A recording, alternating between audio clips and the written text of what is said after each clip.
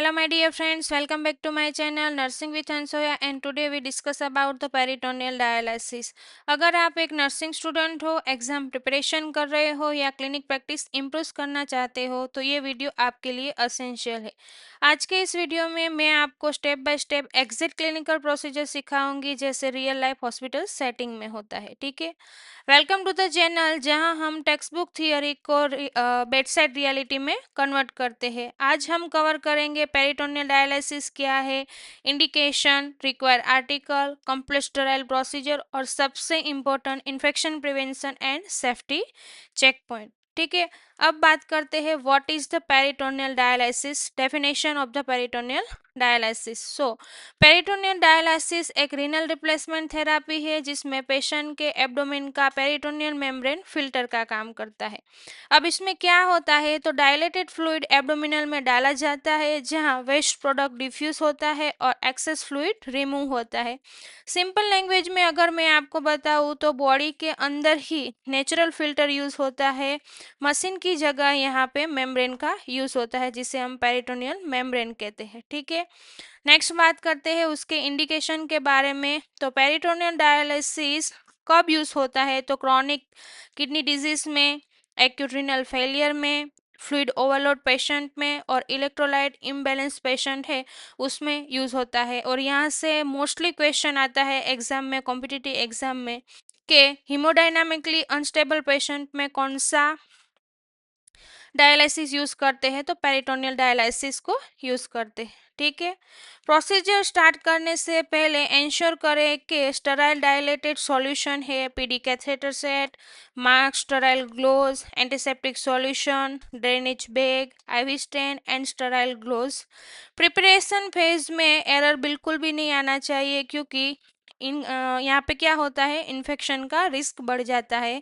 यहाँ पे मैंने स्लाइड पे प्रॉपर फोटो दी हुई है जिससे आप आराम से क्या कर सकते हैं, इसे विजुलाइज कर सकते हैं और अंडरस्टैंड कर सकते हैं कि कौन कौन से आर्टिकल्स रिक्वायर है। ठीक है, अब बात करते हैं स्टेप बाय स्टेप प्रोसीजर के बारे में। सबसे पहला स्टेप है हैंड हाइजीन एंड पीपीई। सबसे पहले प्रॉपर हैंड वॉशिंग और मास्क मैंडेटरी है। एसेप्टिक टेक्निक कॉम्प्रोमाइज नहीं होना चाहिए। ठीक है, क्योंकि अगर इन्फेक्शन लग गया तो प्रोसीजर फेल हो सकती है और पेशेंट क्रिटिकल कंडीशन में भी जा सकता है। ठीक है, सेकंड स्टेप है पेशेंट प्रिपरेशन को कंफर्टेबल सुपाइन पोजीशन में रखे। Explain the procedure, anxiety reduce होती है।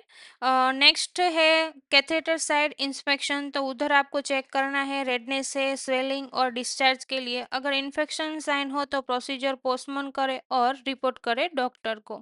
नेक्स्ट स्टेप है connection of the daily set, मतलब कि connect of the daily set sterile technique maintain करते हुए डेली सेट बैग को आपको कैथेटर के साथ कनेक्ट करना है। ठीक है, नेक्स्ट स्टेप है फिफ्थ, उसमें इनफ्लो मतलब फिलिंग फेस है। डेली सेट फ्लूइड एब्डोमिनल में फ्लो करेगा और यूजुअली उसका टाइम है 10 to 20 मिनट। उसमें पेशेंट को डिस्कम्फर्ट हो सकता है तो उस दरमियान इस स्टेप में आप क्लोजली मॉनिटर करना है पेशेंट को कि पेशेंट डिस्कम्फर्ट है या नहीं है। स्टेप सिक्स है ड्वेल टाइम, जिसमें फ्लूइड एब्डोमिन में रहता है। इस फेज में वेस्ट एक्सचेंज होता है। Time depend on the prescription और उसका यूजुअली टाइम है 4 to 6 आवर। ठीक है, स्टेप सेवन है ड्रेनेज फेज, जिसमें ड्रेनेज बैग को लोअर लेवल पर रखे, उससे फ्लूइड बाहर आता है। और इस फेज में आपको ऑब्जर्व करना है फ्लूइड का कलर, अगर क्लियर है तो मतलब नॉर्मल है और क्लाउडी है तो इसका मतलब है इन्फेक्शन साइन है। और यहाँ से भी क्वेश्चन आता है कि फ्लूइड अगर क्लाउडी है तो इसका मतलब है क्या है, इन्फेक्शन प्रेजेंट है। ठीक है, स्टेप एट में एट क्या है तो रिपीट साइकिल, ये प्रोसीजर मल्टीपल टाइम रिपीट होता है, इसको एक्सचेंज साइकिल कहते हैं। ठीक है, नेक्स्ट सेक्शन 5 में क्रिटिकल सेफ्टी पॉइंट, मतलब इसमें कौन कौन से ऐसे क्रिटिकल पॉइंट है जिसे आपको ध्यान में रखना है। सबसे इम्पोर्टेंट सेक्शन है ये, स्ट्रिक्ट एसेप्टिक टेक्निक मेंटेन करे, never touch sterile and monitor vital continuously, fluid balance को रिकॉर्ड करे और क्लाउडी ड्रेनेज है तो रिपोर्ट करे इमीडिएटली डॉक्टर को। यहाँ पे गोल्डन पॉइंट या गोल्डन रूल है, इन्फेक्शन प्रिवेंशन से ही आप क्या कर सकते हो, success of the peritoneal dialysis, मतलब इसमें एसेप्टिक टेक्निक सबसे इम्पोर्टेंट है। सेक्शन 6 जिसमें कॉम्प्लिकेशन मतलब कौन कौन से कॉम्प्लिकेशन इस प्रोसीजर में हो सकते हैं अगर आप प्रॉपरली नहीं करते, तो पेरिटोनिटाइटिस हो सकता है, catheter infection, hernia, electrolyte imbalance. और यहाँ से भी एमसीक्यू आता है या क्वेश्चन आता है एग्जाम में, क्लाउडी डायलेट जो डायलिसेट फ्लूइड है वो हॉलमार्क ऑफ द पेरिटोनिटाइटिस, मतलब इन्फेक्शन प्रेजेंट है उसमें।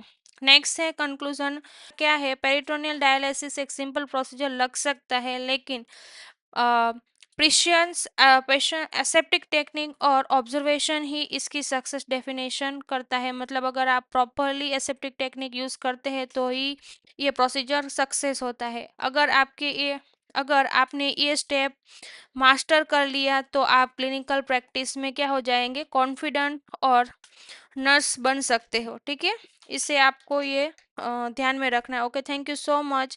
अगर आपको ये वीडियो अच्छा लगा हो और ऐसे ही कॉम्पिटिटिव एग्जाम के लिए अगर आप चैनल को सर्च कर रहे हैं तो मेरे चैनल को लाइक करें, शेयर करें और सब्सक्राइब करें, और कमेंट बॉक्स में अपना क्वेश्चन कमेंट करें। Okay, thank you.